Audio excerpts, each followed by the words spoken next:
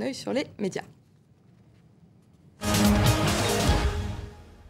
Un œil sur les médias, c'est tout de suite, c'est maintenant avec Clémence Dibou. Bonsoir. Clémence.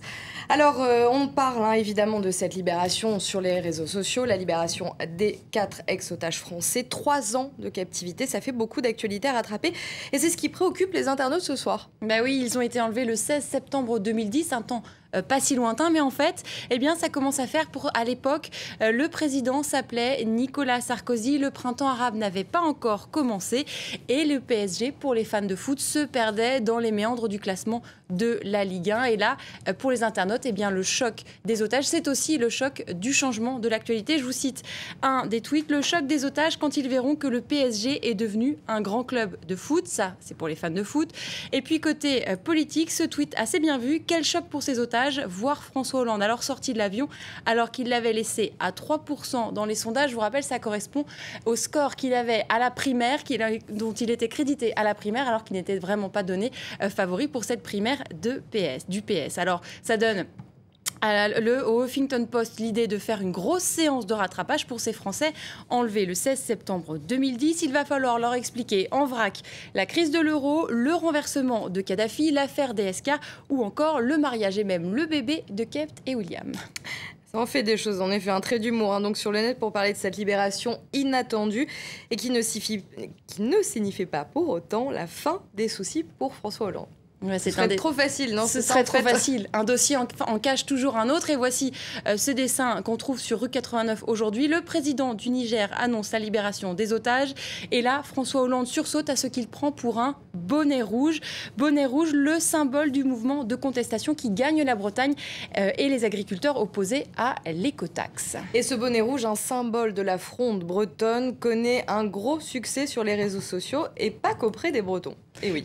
Oui, vous avez peut-être vu circuler sur Facebook ce bonnet rouge qu'on vous propose de mettre en photo de profil en soutien aux Bretons en révolte. Eh bien, le Huffington Post s'est intéressé à ce symbole et à cette origine. Et sachez que ça ne vient pas du commandant Cousteau.